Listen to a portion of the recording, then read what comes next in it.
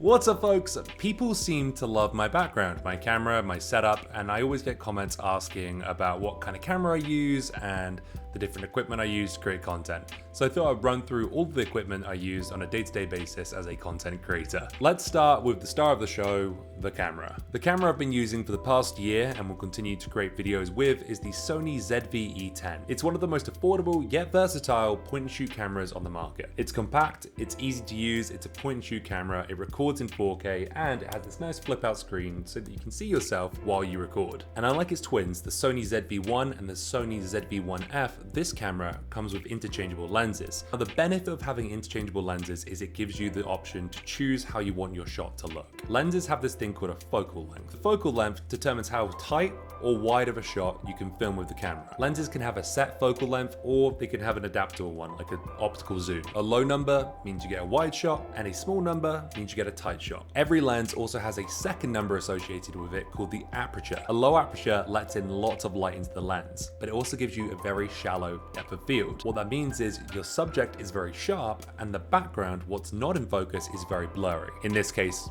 I'm quite clear, my background blurry. It gives you a very cinematic, dramatic look that makes people go, ooh. And because it lets in a lot of light, you can film in low light environments like at nighttime or in a dark office like mine. A high aperture doesn't let in as much light, but the depth of field is much longer, so that means you're able to get a lot more of what you're pointing the camera at in focus. So I own 4 different lenses. To give you an idea about what they look like and how they differ, I'll put the camera in the same position and stand the same distance from the camera and show you how the shots vary and how each of them looks. So this is the lens that came with the camera. It's got an optical zoom, which means you can change the focal length, and that allows you to control the shot, what you're zoomed in on, without losing quality. This next one is a 14mm wide angle lens with a very high aperture. But as you can see, you see a lot more of what's around me and the focus isn't as dramatic. This next one is the 50mm lens. This is the one that everyone loves because it gives you that really dramatic shot with that high blur background and the subject being really, really sharp. When I film with this, people always comment. All 3 of those lenses are automatic focus, which means that it automatically detects what the subject should be in the photo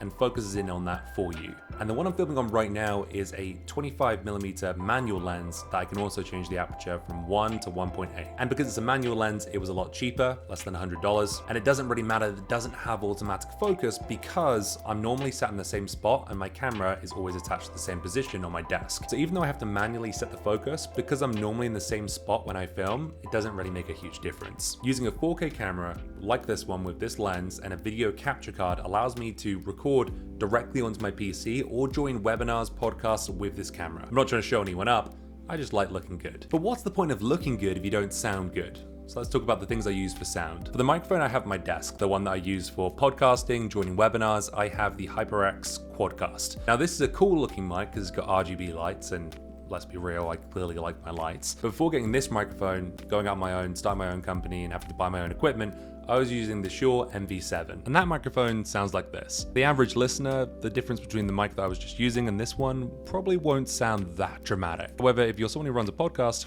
I highly recommend one of these bad boys. The price, it's so good, and because it plugs in via USB, it's easy to use and you don't need an audio interface like you would with a podcast mic like a SM7B. Now when I'm filming and I'm not sat at my desk, I'm going to use a shotgun mic. For that, I use the Rode VideoMic NTG. This. Now a shotgun mic like this one will pick up audio from whichever general direction you point it in. So it's pretty useful for when I'm filming a video not on my desk, where I'm stood up somewhere else in a different office, I'm traveling, or maybe even when I'm filming outside. As long as I'm not moving around too much and I'm directly in front of the microphone, it's gonna pick up pretty consistently high quality audio for me. Now, if I do find myself moving around a lot during the video, that's where I might switch over to a lav mic. People kind of swear by the Rode Wireless Go, but I'm a cheapskate, so I found a knockoff version from a company called COMICA. So these sound like this.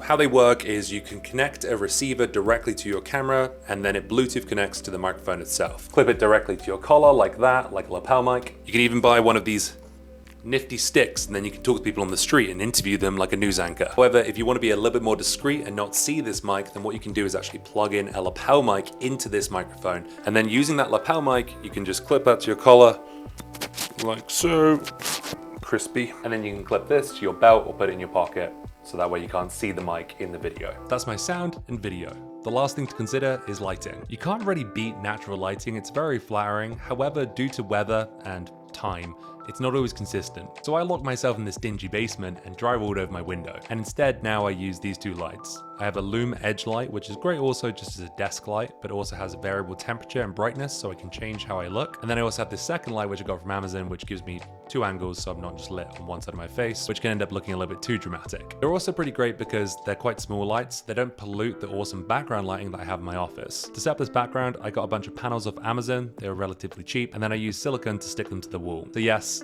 they are very permanent. I then got a couple of cheap floodlights off Amazon, which I can control with my phone, so I can change the color to, let's say, in green.